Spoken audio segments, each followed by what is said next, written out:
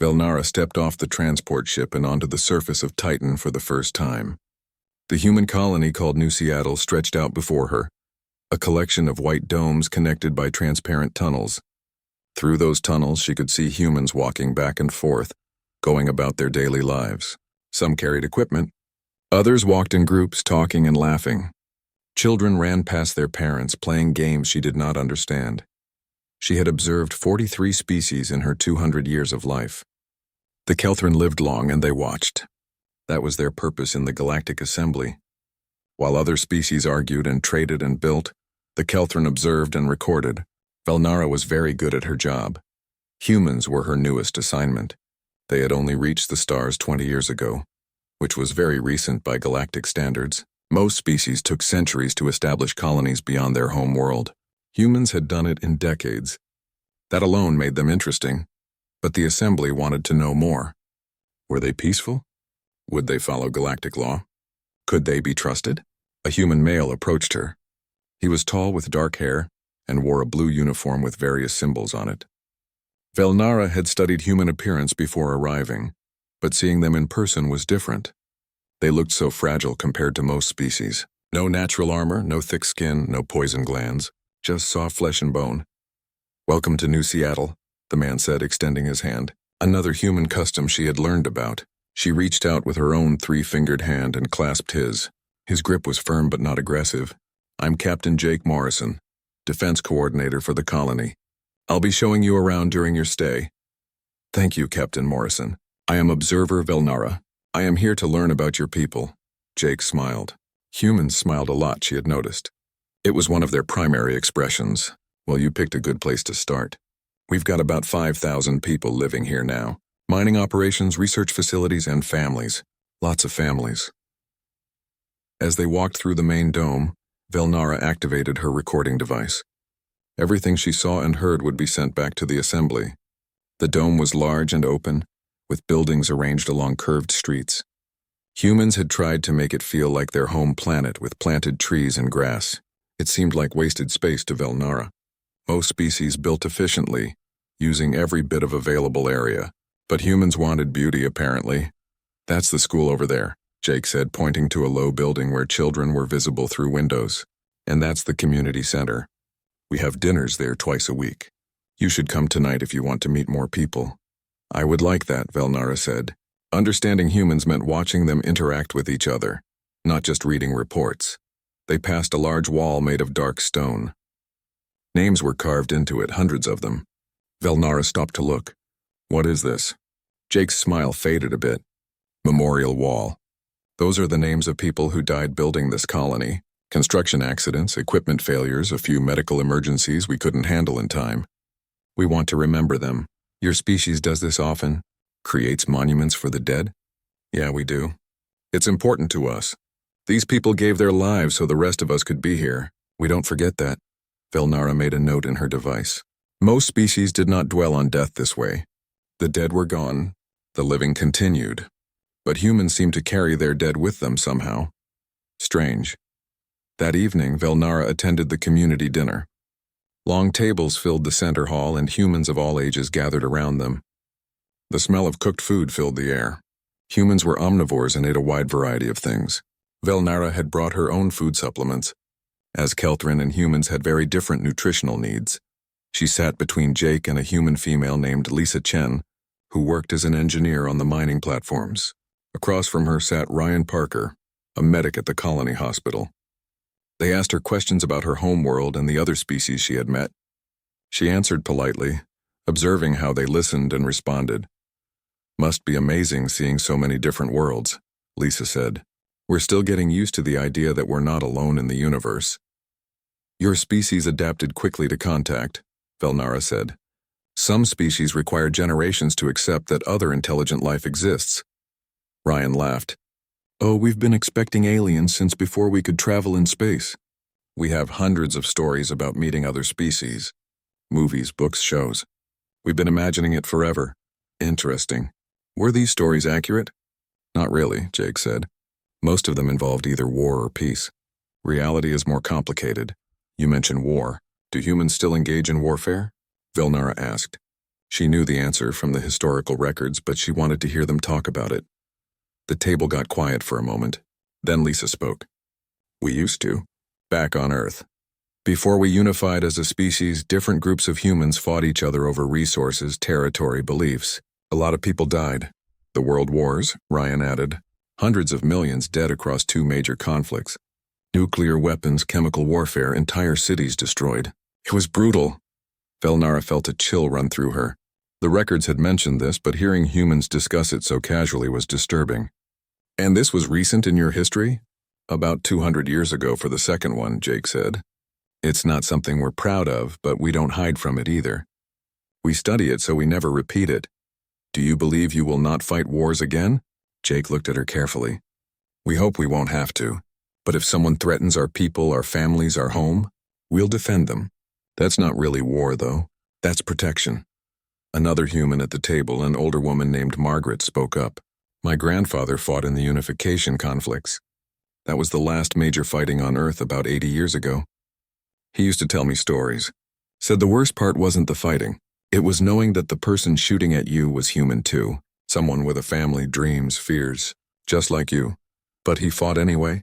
Velnara asked. He did, because the other side was killing civilians. Sometimes you don't get to choose peace. You just choose which side you're on. The conversation moved to lighter topics after that. Humans told jokes and shared stories about their day. Children ran between the tables playing. Someone brought out a musical instrument and started playing. Others joined in singing. Velnara watched it all, recording and analyzing. Over the next few weeks, Velnara toured the entire colony. She watched humans work in the mines, extracting valuable minerals from Titan's surface. She observed their research labs where scientists studied the moon's unique chemistry. She sat in on school classes where children learned mathematics and history and art. Everywhere she went, humans were busy, productive, and cooperative. They argued sometimes. Humans seemed to enjoy debate, but the arguments never became violent. They would raise their voices, make their points, and then compromise. It was actually quite efficient once she got used to the noise. She also noticed how humans treated each other. When someone was sick, others brought food and helped with their work. When a child was born, the whole community celebrated. When someone made a mistake, they were corrected but not punished harshly. There was a sense of connection between them that Velnara found unusual. Most species cooperated out of logical necessity. Humans seemed to cooperate because they cared about each other. One day, Jake took her to the observation deck. Through the massive windows, they could see Saturn hanging in the black sky, its rings brilliant in the sunlight. Dozens of human ships moved through space around them, some heading to other colonies, others bringing supplies. What do you think of us? Jake asked. I mean, I know you're writing reports, but what do you really think? Velnara considered the question. Your species is interesting. You are emotional in ways most species are not. You create art and music. You remember your past intensely. You form strong bonds with each other. But you are also practical and intelligent. You build well. You solve problems efficiently. But you have a history of violence that concerns the assembly. You fought wars among yourselves for thousands of years. Many species see that as a warning sign. Jake nodded slowly. I understand that. But here's what I think you need to know about humans. We didn't fight because we're evil or naturally violent. We fought because we had to compete for limited resources on one planet. Different groups developed different cultures, different beliefs. And yeah, sometimes that led to conflict. But every time we learned something, we got better at resolving disputes. We built bigger communities. And eventually we unified. And you believe you will not fight again? Against each other? No, we're past that. We're all on the same team now. But if something out here threatens us, he gestured to the stars beyond the window. If someone comes to our homes, threatens our children, tries to take what we've built, then yeah, we'll fight, and we'll win. Because we've been fighting for survival since we lived in caves. It's in our blood. The certainty in his voice made Velnara uncomfortable. She had heard this kind of talk from aggressive species before, the ones who conquered others, who saw violence as a first option rather than a last resort. But Jake did not seem aggressive. None of the humans did. They seemed... 6 months had passed since Velnara left Titan. She had returned to her homeworld and submitted her reports. The Assembly had accepted her findings without question. Humans were added to the list of peaceful species. Trade agreements were being drafted. Everything was proceeding as expected. Then the Kryn arrived in human space. Velnara heard about it during a routine assembly session. The Kryn Empire had been expanding aggressively for the past century. They were an insectoid species, large and armored, with a hive-like social structure led by a queen. They had conquered 12 other species, forcing them into servitude. The assembly had protested each time, but protests meant nothing without action. And the assembly never took action. They believed in diplomacy, in peaceful resolution, in giving aggressor species time to change their ways. The Kryn knew this. They took advantage of it. The news came through official channels first. A Kryn fleet had entered the outer edges of human territory. They were claiming mineral rights to several moons and asteroids.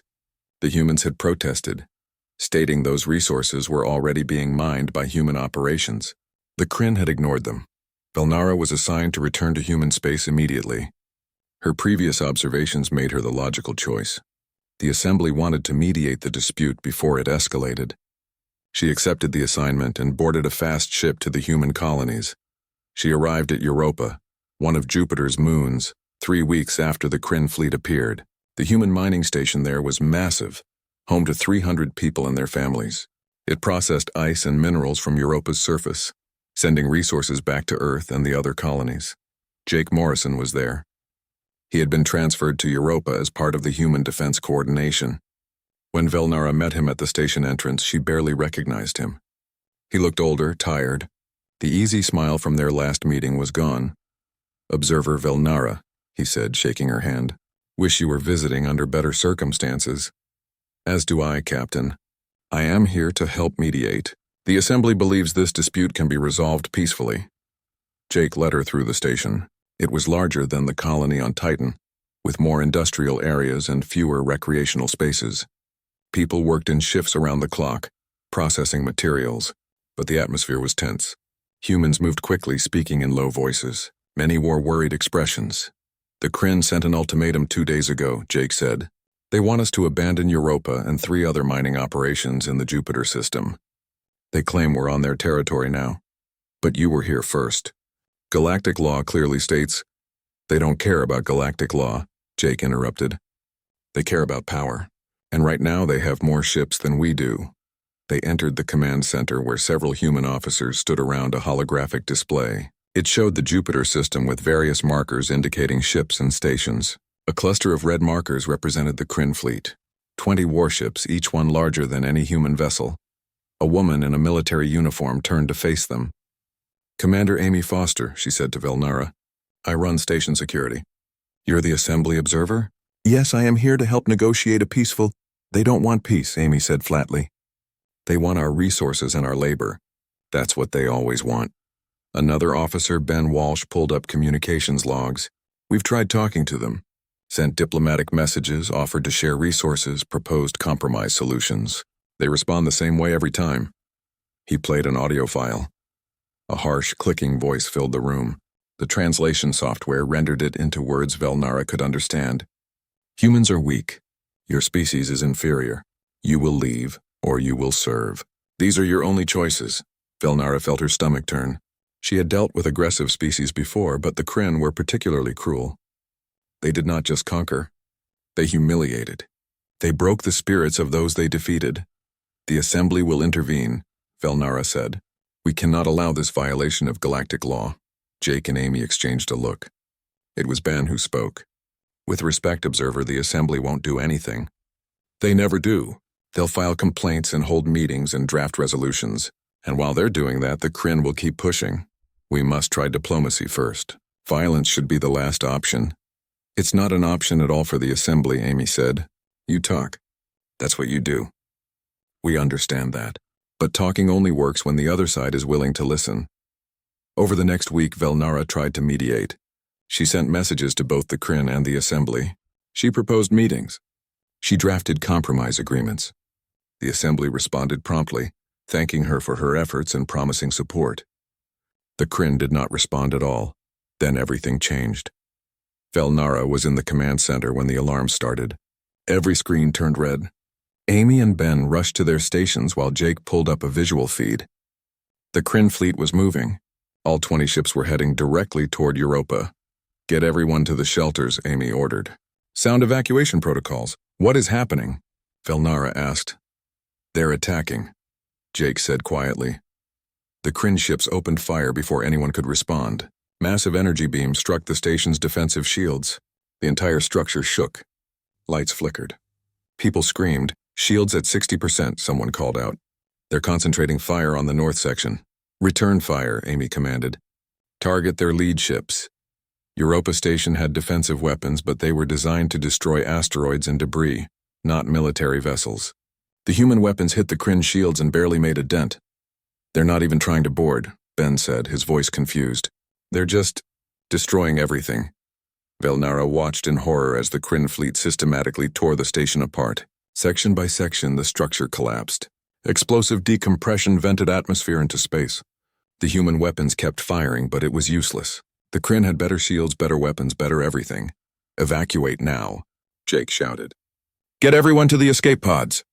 Chaos filled the command center. People ran in every direction. Velnara stood frozen, unable to process what she was seeing. This was not how civilized species behaved. This was not how conflicts were resolved. Jake grabbed her arm. We have to go now. He pulled her through corridors filled with smoke and debris. Other humans ran past them, carrying children, helping the injured. Everyone was moving toward the escape pod bays. The station shook again and again as the Kryn weapons struck. They reached the escape pod bay. Amy was there, directing people into the pods. 50 per pod, no more. We need every pod we can launch. Jake pushed Velnara toward an open pod. Get in. What about you? I'm staying until everyone else is off. That's my job. More explosions rocked the station. A section of the ceiling collapsed, crushing an empty pod. Velnara climbed into the pod Jake had indicated. Other humans crowded in around her. A young woman held a crying baby. An old man clutched a bag of personal belongings. Everyone looked terrified. The pod sealed and launched. Through the small window, Velnara watched Europa Station die. The Kryn ships continued firing until there was nothing left but debris. Hundreds of escape pods scattered in every direction, trying to get out of range. Some made it. Others were destroyed by Kryn weapons, their passengers vaporized in an instant. Velnara's pod was one of the lucky ones. It drifted for 6 hours before a human rescue ship picked them up. By then, the Kryn fleet had left. They had delivered their message and moved on. 300 people had lived on Europa Station. 173 survived. Jake Morrison was one of them. When Velnara found him on the rescue ship, he was sitting alone in a corner, staring at nothing. She approached carefully. Captain Morrison, I am glad you survived. He looked up at her. His eyes were red from crying. My wife was in the north section. She was a teacher. She stayed to make sure all her students got out. His voice broke. They killed her. They killed children. They killed everyone they could. Velnara had no words. The Kelthrin did not experience emotions the way humans did. She understood loss intellectually, but she could not feel the weight of it like Jake clearly did. The assembly will respond, she said. This cannot be tolerated, Jake laughed. It was a bitter, angry sound. The assembly will file a complaint. They'll hold meetings. They'll pass resolutions condemning the attack. And the Kryn won't care, because words don't stop monsters. Then what will? He looked at her with those red eyes, and she saw something that terrified her. Not fear, not sadness. Something much worse, determination. We will, he said. The human government called an emergency session. Velnara attended as an assembly observer. She expected to see panic, confusion, maybe even surrender. Instead, she saw something she had never witnessed before. The human leaders stood before their people and declared war. Not defense. Not protection. War. The Kryn Empire has committed an act of mass murder against our people, the human president said. Her name was Linda Hayes, and her voice carried across every human colony. They have shown us that they understand only one language. We will speak to them in that language. As of this moment, humanity is at war. Velnara tried to intervene. This is madness. The Kryn have thousands of ships. You have barely 100. They have been fighting wars for centuries. You have been peaceful for generations. You cannot win this. Velnara requested permission to observe the war from a human military vessel. The assembly approved immediately.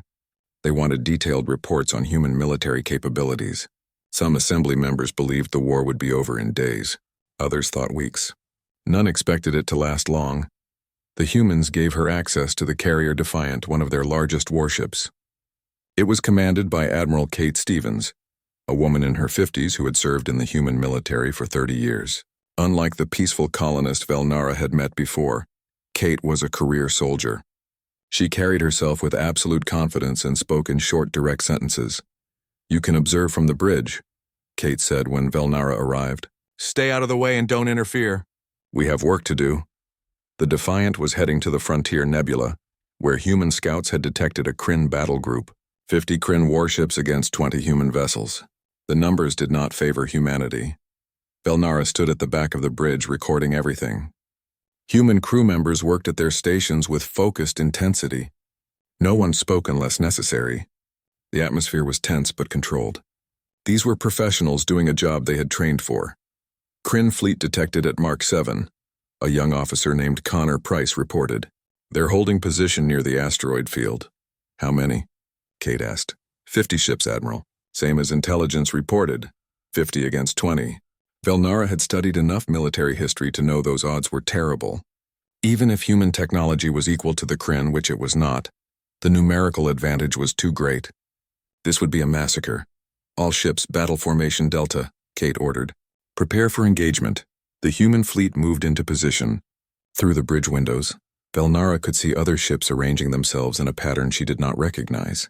Most species used simple formations, lines, clusters, defensive spheres. The humans were doing something different, spreading out in a way that seemed random. "Admiral, the Kryn are hailing us," the communications officer said. "Put them through." The clicking, harsh voice of a Kryn commander filled the bridge. The translation software made the words clear. "Human vessels, you are outmatched and will be destroyed. Surrender now and your deaths will be quick.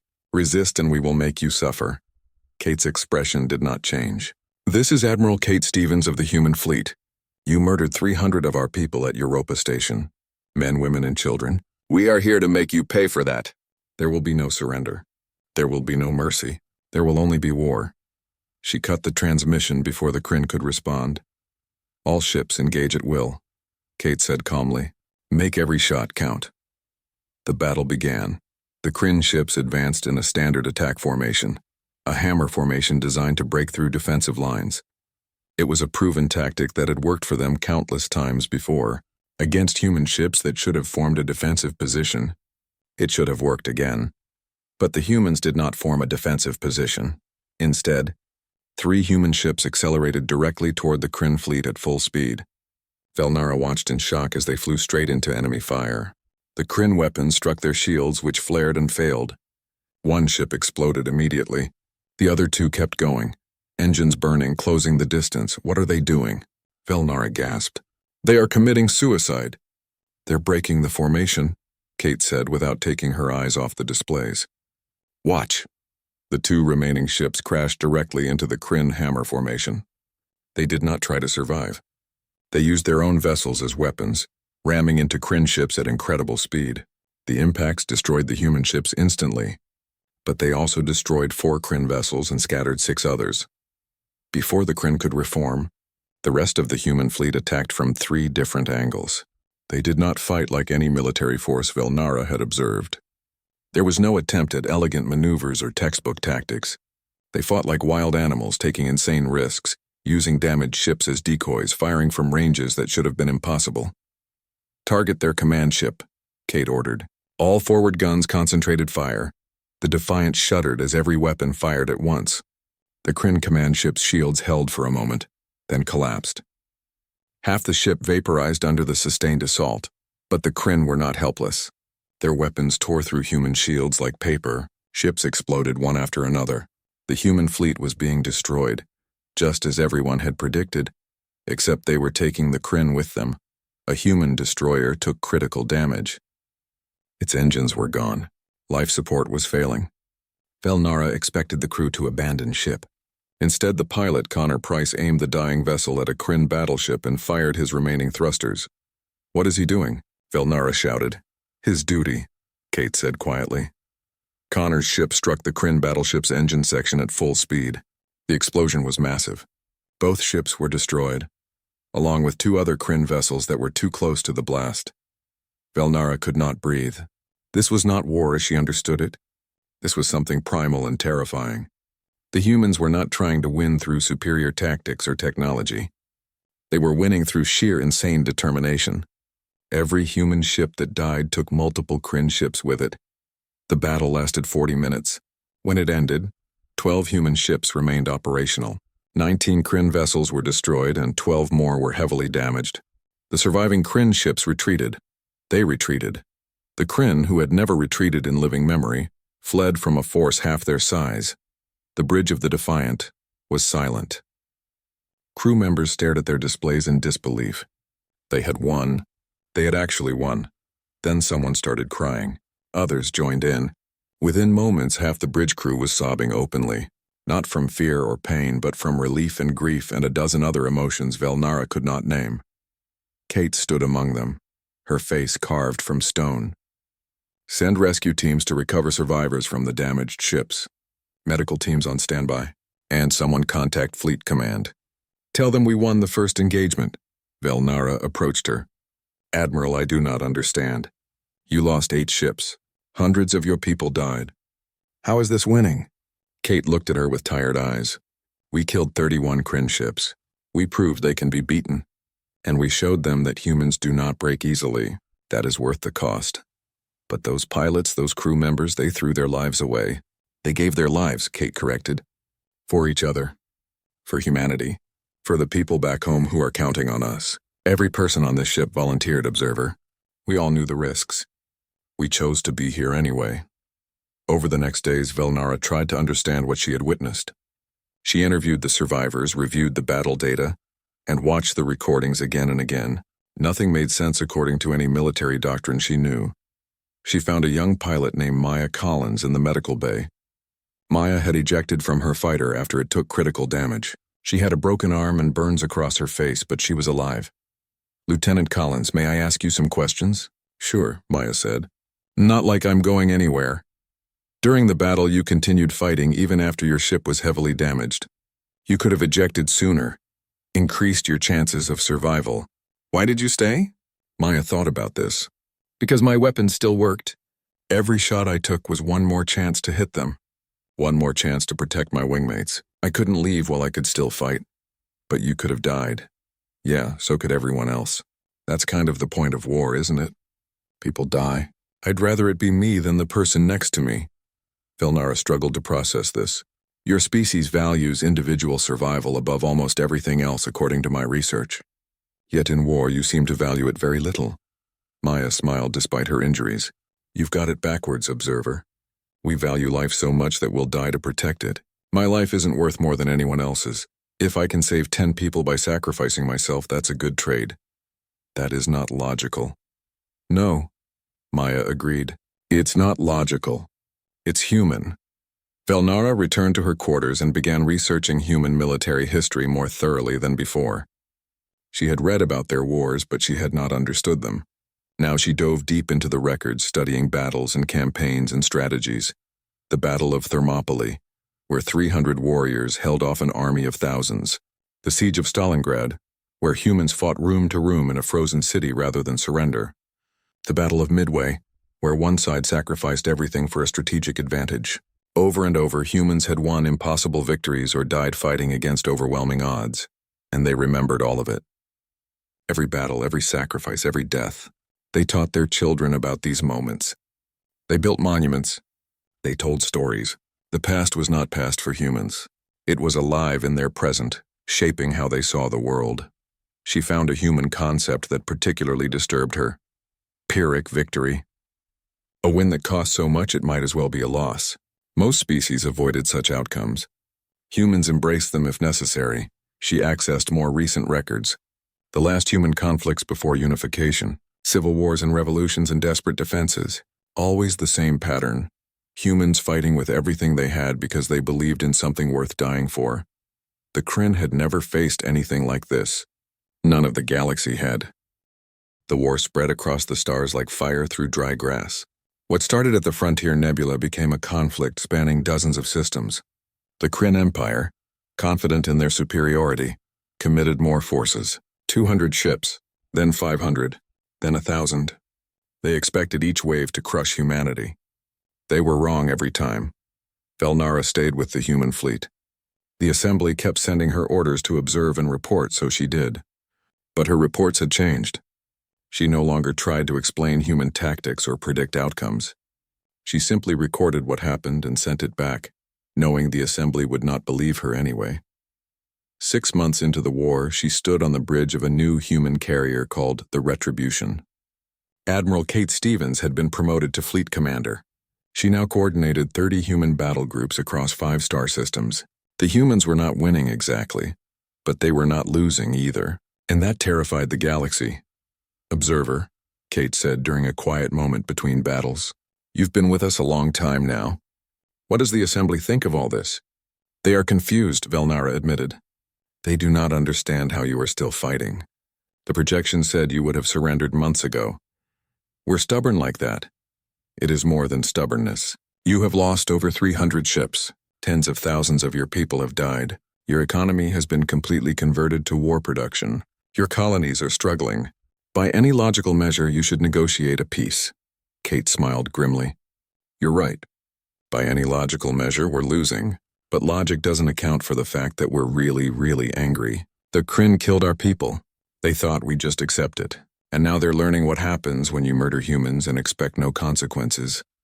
A young lieutenant approached. His name was Greg Bailey, and he had transferred from a destroyer that had been badly damaged in the previous battle. "Admiral, we're getting reports from Proxima Station. Kryn fleet approaching. Estimated 50 ships." Kate pulled up the tactical display. Proxima Station was a civilian refueling depot with minimal defenses. 3,000 people lived there, mostly families of military personnel. If the Kryn attacked, it would be another Europa. "How long until they arrive?" 4 hours, ma'am." "What do we have in the area?" Greg checked his displays. 3 cruisers. The Guardian, the Valiant, and the Defiant. They're on patrol about 2 hours away. 3 ships against 50. Even for humans, that was impossible odds. Kate's face was unreadable as she considered the options. There was no way to evacuate 3,000 people in time. The nearest battle group was 8 hours away. By then, the station would be destroyed. "Contact the 3 cruisers. Tell them to proceed to Proxima Station at maximum speed." "Admiral," Greg said carefully, 3 ships cannot hold against 50. "No, they can't, but they can buy time for the civilians to evacuate. Tell the captains I need 4 hours. After that, they are free to withdraw." Greg sent the orders. Velnara watched his hands shake slightly as he typed. He knew what those orders meant. 3 human ships, maybe 900 crew members sent to certain death to buy time for an evacuation. 4 hours later, the battle began. Velnara watched the data feeds from Proxima Station. The 3 human cruisers had positioned themselves between the Kryn fleet and the station. Behind them, transport ships frantically loaded civilians and launched toward safety. Commander Greg Bailey was on the bridge. He was the one narrating what they were seeing. "Guardian is taking heavy fire. Shields at 40%. Valiant has moved to cover them." The 3 human ships fought like cornered animals. They darted between asteroids, used debris as cover, and fired constantly at the Kryn vessels. They were not trying to win. They were trying to survive long enough to complete their mission. Guardian's shields are down. They're taking direct hits to the hull. Velnara watched the data stream. The Guardian was dying. Atmosphere vented from multiple breaches. Weapons offline. Engines failing. The ship should have surrendered or retreated. Instead, it accelerated toward the Kryn line. Guardian reports they're making a final run. Captain says to tell their families they love them. The Guardian struck a Kryn battleship at full speed. The explosion destroyed both vessels and damaged 2 others. 300 humans died in that moment. Velnara felt sick. Defiant and Valiant are still engaging. Evacuation is at 70% complete. We need 30 more minutes. 30 minutes. 2 ships against 47. It should have been impossible. The Valiant's captain tried something desperate. She flew her ship directly into the middle of the Kryn formation, weapons blazing in all directions. It broke the Kryn attack pattern, forcing them to spread out to target her. It also meant the Valiant took fire from every direction at once. The ship held for 12 minutes. Then it exploded, taking 5 Kryn vessels with it. Just the Defiant left now. Evacuation at 90%. 1 ship. 42 enemies. The Defiant's captain did not try to fight. He could not. Instead, he flew a crazy pattern, staying just ahead of the Kryn weapons, drawing them away from the station. His ship was faster, more maneuverable. He used that advantage to lead the Kryn on a chase. Last transport is away. Evacuation complete. All civilians safe. The Defiant immediately turned and ran, engines burning at maximum. The Kryn pursued but could not catch the smaller, faster ship. After an hour, they gave up and left the system. One ship had survived. The Guardian and Valiant were gone, but their sacrifice had saved 3,000 lives. Kate stood silently for a long moment. Then she picked up a datapad and began writing. Velnara knew what she was writing. Letters to the families of the dead. Kate wrote them personally for every casualty. It took hours each day, but she never delegated the task. "Admiral," Velnara said quietly, "those captains knew they would die. They could have retreated. They could have. But then 3,000 people would be dead instead of 600. It's simple math. That is not how most species see it." Kate looked at her with those tired eyes. "No, it's not. Most species value the lives of their soldiers above the lives of civilians. We don't. Every human life has equal value. If my death saves 2 civilians, that's a good trade. If 600 soldiers die to save 3,000 people, that's a good trade. We all understand that. We all accept it. Even the soldiers who die, especially them. They volunteered for this, observer. They knew the risks, and they decided that protecting others was worth those risks." Velnara had no response to that. She returned to her quarters and tried to write a report. But what could she say? That humans had impossible courage? That they valued others above themselves? That they fought with a determination that bordered on insanity? She accessed more battle reports. The war was not going well for the Kryn. Despite their numerical superiority, they were losing more ships than they destroyed. Human tactics were unpredictable, unconventional, and brutally effective. More importantly, human morale never broke. Kryn soldiers were starting to fear human ships. Some Kryn crews had mutinied rather than face human forces again. The war was changing the Kryn Empire in ways they had not anticipated. Their conquered species were watching. Seeing the mighty Kryn struggling against humans gave them ideas. Rebellions had started on 3 conquered worlds. The Kryn had to divert forces to control their own territory. Meanwhile, humanity kept fighting. Every factory produced weapons. Every shipyard built warships. Every person contributed somehow. Children collected scrap metal. Elders worked in communications centers. Everyone had a role in the war effort. Velnara visited a training facility on Mars. She watched a woman named Maya Collins, the pilot she had interviewed after the first battle, teaching new recruits how to fly fighters. Maya's burns had healed, but scars remained across her face. She did not seem bothered by them. "The key is to be unpredictable," Maya told her students. "The Kryn expect logical tactics. Don't give them that. Be crazy, take risks. Make them think you're suicidal and they'll hesitate. That hesitation is when you strike." After the class, Velnara spoke with her. "Lieutenant Collins, you have done your duty. You have been injured in combat. Why are you still here?" Maya looked surprised by the question. "Because the war isn't over. We still need pilots. I can still fly, so I still fight. You could train others and stay safe on Mars. Safe while my friends die out there? No thanks, I'll take my chances in the cockpit." "Do you not fear death?" Maya considered this. "Sure, I fear it. But I fear letting my people down more. I fear that if I don't fight, someone else will have to fight harder to make up for it. That's not acceptable." Velnara spoke with other humans. Engineers like Alex Turner who worked 20-hour shifts developing new weapons. Medics who treated wounded soldiers and sent them back to the fight. Supply officers who performed miracles keeping the fleet operational. Everyone was exhausted. Everyone had lost friends or family, but no one suggested stopping. A year into the war, something changed. Human engineers had been studying captured Kryn technology, learning how their shields and weapons worked. It should have taken decades to understand and replicate. Humans did it in 6 months. A man named Carlos Ruiz led the engineering team. When Velnara interviewed him, he looked like he had not slept in weeks. Papers and... 2 years after the war ended, Velnara returned to Earth. She had been invited to attend a memorial ceremony in Washington, the old capital city. Monuments to the war dead were being dedicated across human space, but Earth's memorial was special. It would bear the names of all 400,000 humans who had died in the conflict. She arrived on a clear autumn day. The memorial stood in the center of a large park, a circular wall of black stone reaching toward the sky. Names were carved into every surface, arranged by the date of death. The wall seemed to go on forever. Thousands of humans had gathered for the dedication ceremony. They stood quietly, many holding photos of lost loved ones. Velnara saw Jake Morrison among them.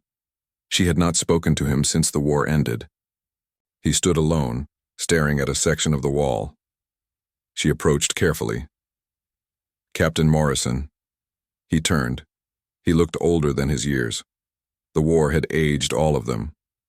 "Observer Velnara, good to see you again." "And you, Captain. I was sorry to hear about your wife." Jake nodded slowly. "Jennifer, her name's on the wall, right there." He pointed to a spot. "Jennifer Morrison, Europa Station, first casualties of the war. She was trying to save her students when the station came apart." They stood in silence for a moment. Then Jake spoke again. "You know what's strange? I'm proud of her. I'm sad and angry, and I miss her every single day. But I'm also proud. She died doing what she believed in, protecting kids who needed her. That means something." "I am beginning to understand that," Velnara said. The ceremony began. The human president spoke first, Linda Hayes, who had declared war 2 years ago. She looked tired but resolute.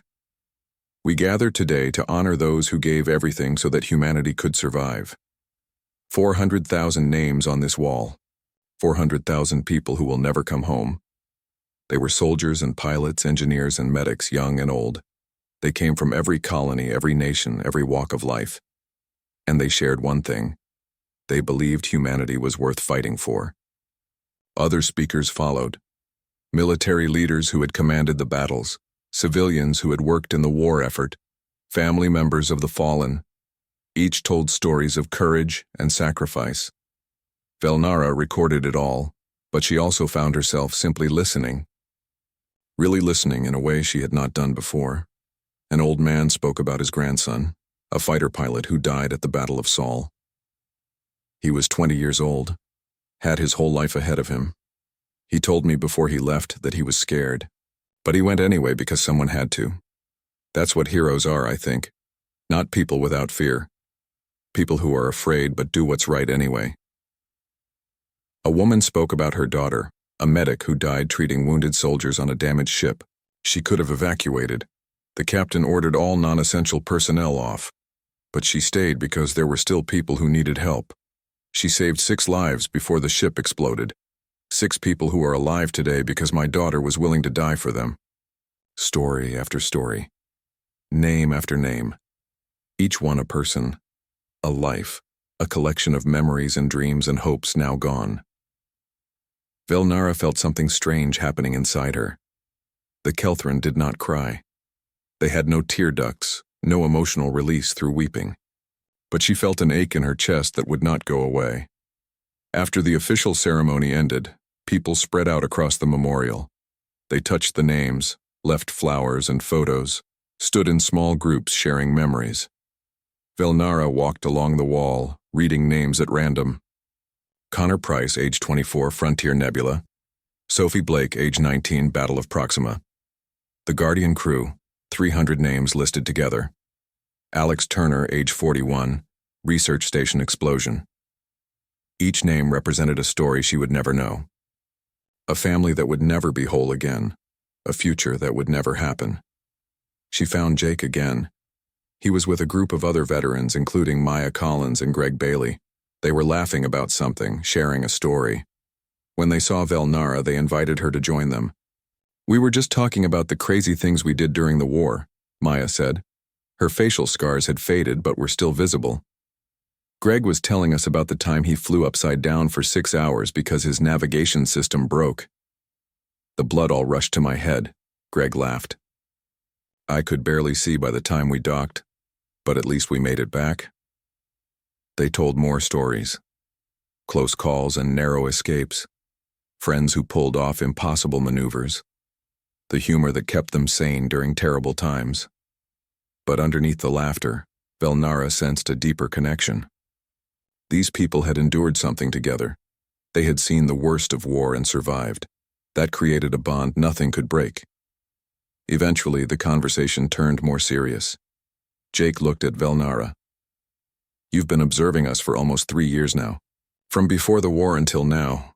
What do you think? Do you understand us any better? Velnara considered the question carefully. I thought I understood your species when I first came to Titan. I saw you as peaceful colonists who had left violence behind. Then the war began, and I thought you were a warrior race, violent and aggressive. But I was wrong both times. So what are we? Maya asked. You are both and neither. You are peaceful people who are capable of terrible violence. You value life above almost everything, yet you are willing to die for your beliefs. You want peace, but you are very, very good at war. You are a contradiction, and that contradiction makes you dangerous in ways the galaxy has never seen. Greg nodded slowly. That sounds about right. We don't want to fight. But if you make us fight, we're going to win or die trying. There's no middle ground. That is what the galaxy fears, Velnara said. Most species can be reasoned with. Negotiations work because everyone is willing to compromise, but humans do not compromise when it comes to protecting your own. The Kryn learned that. Others will learn it too. Good, Jake said firmly. Let them learn. Maybe then they'll think twice before starting conflicts. Maybe our war will be the last war the galaxy needs to see for a while. Velnara spent the next week on Earth, visiting different places and talking to different people. She went to schools where children learned about the war as history. She visited factories that were converting back to peacetime production. She toured hospitals where wounded veterans were still recovering. She met a teacher named Amy Foster, the former commander from the war. Amy had retired from military service and gone back to teaching. I spent 2 years in war, she said. That's enough for a lifetime. Now I want to help build the peace. These kids are the future. If I can teach them to value that peace, to understand what it cost, maybe they'll work harder to maintain it. She met Carlos Ruiz, the engineer who had developed the new weapons. He was now working on civilian technology, trying to improve life support systems for colonies. I spent a year figuring out better ways to kill, he said. Now I want to spend the rest of my life figuring out better ways to live. Everywhere she went, Velnara saw the same pattern. Humans who had done terrible things in war were now working tirelessly for peace. They did not forget what they had done, but they were determined to make it mean something. The deaths, the sacrifice, the suffering had to lead to something better. Otherwise, what was the point? On her last day on Earth, Velnara returned to the memorial. It was quieter now, with only a few visitors scattered across the park. She stood before the wall and placed her hand against the cold stone. 400,000 names. 400,000 reasons why humanity had fought. Jake found her there. You're leaving tomorrow? Yes. I must return to the assembly and present my final report. What are you going to tell them? Velnara had been thinking about this for weeks. I am going to tell them the truth, that humanity is the most dangerous species in the galaxy. Jake looked concerned. That's going to make it hard for us to build relationships. You misunderstand. You are dangerous not because you seek conflict. You are dangerous because you care. Most species fight for territory or resources or power. You fight for each other, for ideas, for principles. You will endure any hardship and face any odds to protect what you love. That makes you unpredictable and impossible to defeat through traditional means. She turned to face him fully. The Kryn tried to bully you into submission. It is what they have always done. It has always worked. But it failed with humans because you do not submit. You do not calculate acceptable losses and surrender when costs get too high. You fight until you win or until you cannot fight anymore. And even then you make your enemies pay such a terrible price that victory feels like defeat. Is that a bad thing? It is terrifying. For aggressive species, for those who see violence as a tool of expansion, humanity represents a threat unlike any they have faced. But for peaceful species, for those who simply want to live their lives without fear, humanity represents hope. You proved that bullies can be stopped. That determination and courage can overcome superior numbers. That standing up for what is right, even at terrible cost, is possible. Jake smiled slightly. So we're heroes and villains at the same time? You are warriors who fight for peace, killers who value life, destroyers who build. You are a paradox, and that paradox will reshape how the galaxy views conflict and cooperation. They walked together through the park. The sun was setting, painting the sky in shades of orange and red. Children played in the distance, there,